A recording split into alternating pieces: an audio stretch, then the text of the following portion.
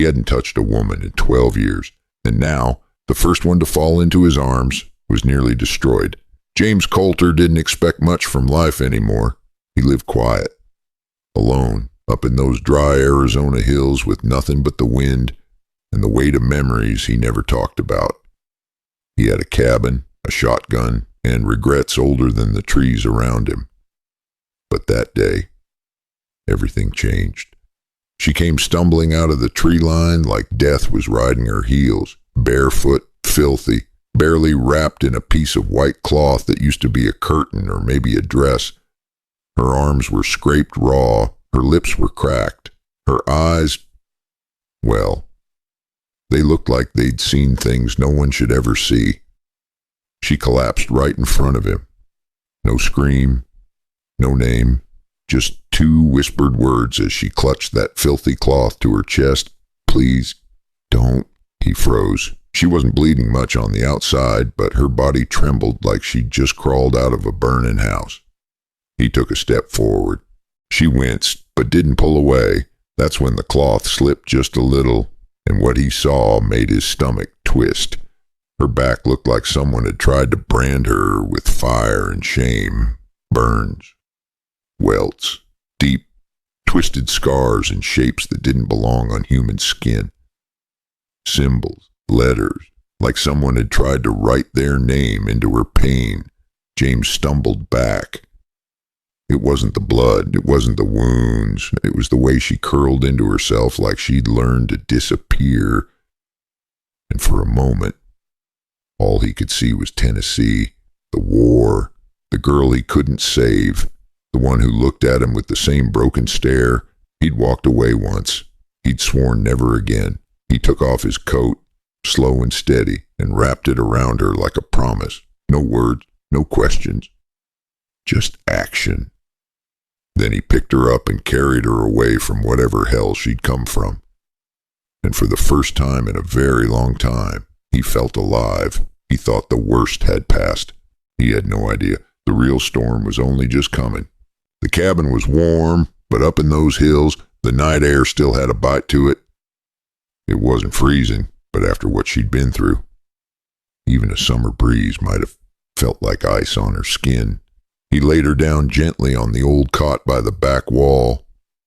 She didn't speak, didn't even try to cover herself up any more than she already was, just curled into herself, holding on to that coat he'd wrapped around her like it was stitched from safety. James didn't ask questions. He didn't want to spook her, and truth be told, he wouldn't have known where to start. So he did what men like him do when words feel like too much. He built a small fire in the stove, not because it was cold, but because the sound of it crackling gave the place a heartbeat. She didn't move much. Her eyes just scanned the cabin like she was expecting someone to burst through the door. Every noise outside made her flinch. Even the wind brushing against the shutters seemed to rattle her bones. James made coffee. It was bitter, strong, and older than he'd like to admit, but it gave his hands something to do. He sat at the table, watching the fire, sneaking glances toward her now and then, still breathing, still silent.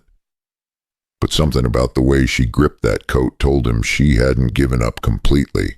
Later that night, she stirred, just slightly. Her head turned. Her eyes found his for a heartbeat. No words, no emotion, just connection, a flicker of something human buried deep under all that pain. He nodded, like a man who'd been in trenches before and knew when not to speak.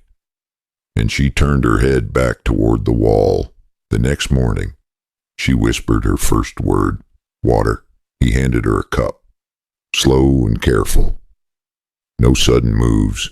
She drank in silence, then looked at him a little longer than before. And that look, it didn't ask for help. It didn't thank him. It just said one thing. I'm still here. What James didn't know yet was this. That single word, that one sip of water, would set off a chain of events that no fire, no shotgun, and no amount of silence could ever stop. She didn't talk much that next day. Just short answers, nods. A few careful glances, like she was still trying to figure out if he was real or just another trick of a cruel world. But later that afternoon, while he was whittling down a broken chair leg out on the porch, she stepped outside and sat on the steps beside him. Didn't say a word at first, just stared off into the trees. Then, almost like she was talking to herself, she said it. They used to make me clean their boot. James kept carving, didn't flinch, just nodded. Slow. Ellie kept going. Said there was a mining camp, not far off, not official, not on any map. A place where they worked people to the bone and punished them when they broke. She'd run twice. First time they broke her nose. Second time, they carved her back up like a piece of rawhide. He didn't ask how she got out the third time.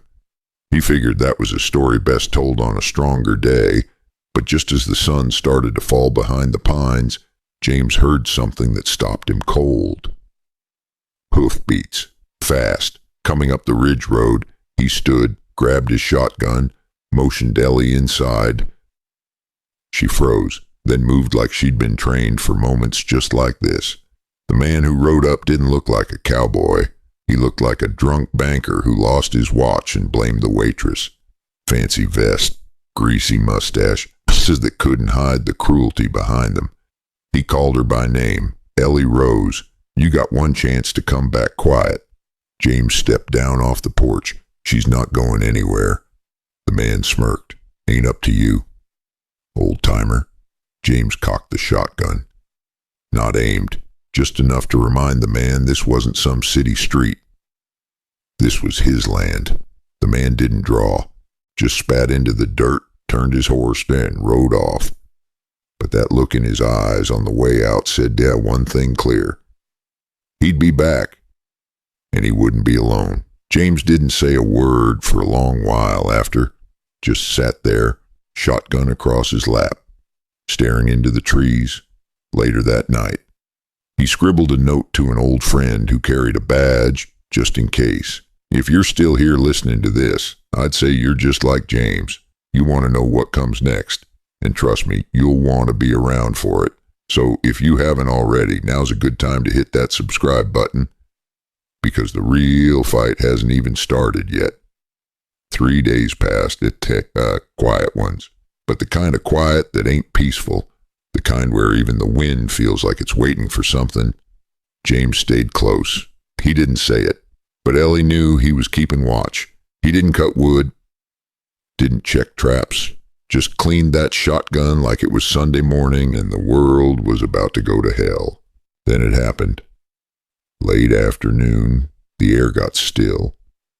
No birds, no bugs, just the sound of hooves and dust rising on the ridge road.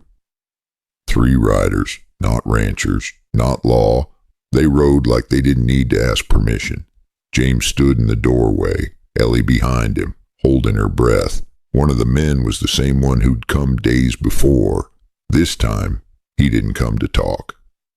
He raised his voice. Step aside, old man. James didn't. The second rider shifted in his saddle, hand drifting too close to his belt. James didn't wait. He fired. The man yelped, dropped like a sack of grain, leg pouring blood. The other 2 froze, didn't run, but they didn't move either. That's when another voice came in, calm, steady, worn like leather. I'd think real hard about your next move.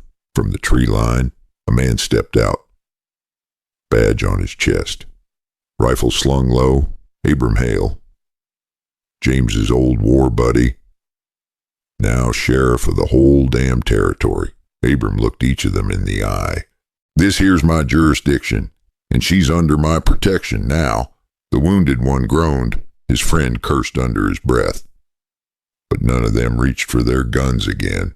They left. Slow. But they left. Later, James asked Abram how he knew to come. Abram smiled.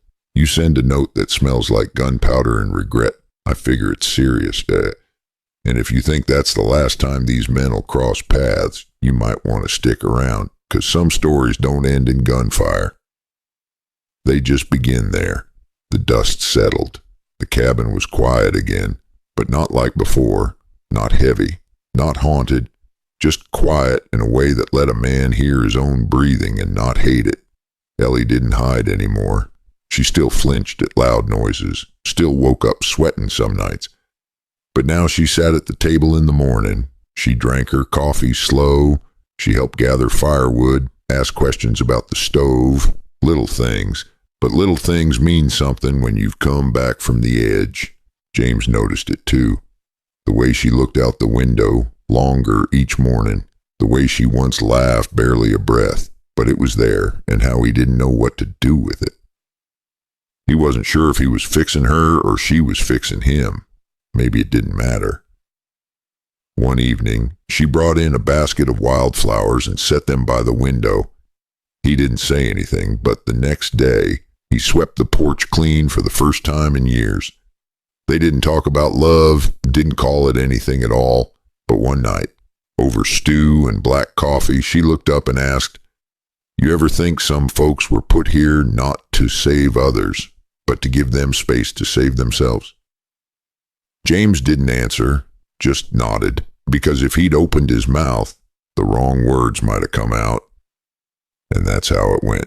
2 people, a cabin, a slow healing that didn't need permission or explanation. But here's the thing. How many folks like Ellie are still out there right now? How many Jameses are sitting alone, thinking their story's done? Sometimes all it takes is one decision, one act of kindness, one moment of not walking away. So let me ask you something. Who are you in this story? Are you the one running or the one who stands still and opens the door? If this story meant something to you, give it a like. Maybe share it. Maybe let it sit with you a while. And if you want to hear more stories like this, real ones, rough ones, the kind that stay with you, go ahead and hit that subscribe button. Because out here in the West, stories don't end. They just keep riding on.